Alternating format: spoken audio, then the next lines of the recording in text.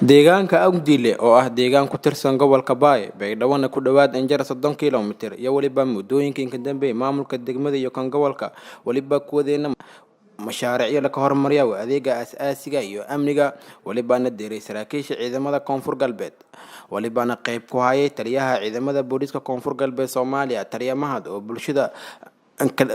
bulshada kala dardaaramay intii maamulka kula shaqeeyaan amniga deegaanka oo haatan maraw mid la iska hadlayo kora reewdiin waalidiintii ciyaalka gabdhaha iyo odayaasha maamulka la shaqeeyay ha xumaada ciyaal ha xumaada maamul maxalli maamul xun maamul aanu dhama hadii xitaa maamulka aad markaas wax ka dareentaan ogow maamul aana ka xun taasna ogaada awdiin low nabadgelyadan aniga awdiin la taariikh badan aan ka haya inta ay maamulkan hadda ila socday odayaashii ila jiro mas'uuliyiinta ka hayaan wax ka badan aan ka haya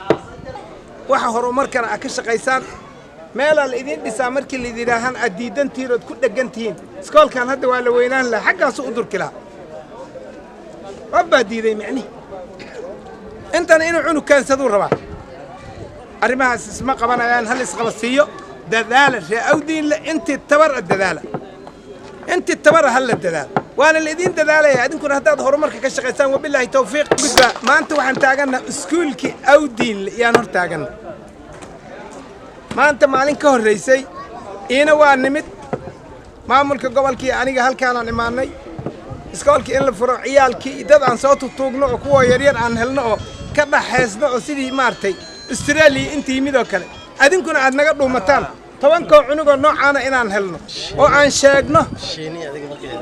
sheegno iskoolkii in la furay oo la dhiganayo waxaas aan halka ka duubno oo idin dirno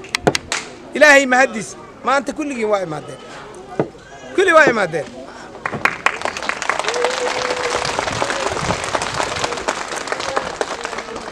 taasna waxaad ku hesheen qalbi nidaamka dawliga iyo nabadgelyada ilaahay xaqiisa ka timid oo dawladdu wado Koonfur Galbeed iyo ciidamadeeda yaa keentay inaad imaadaan Faisal Ado TV-ga caalamiga Koonfur Galbeed Baydhabo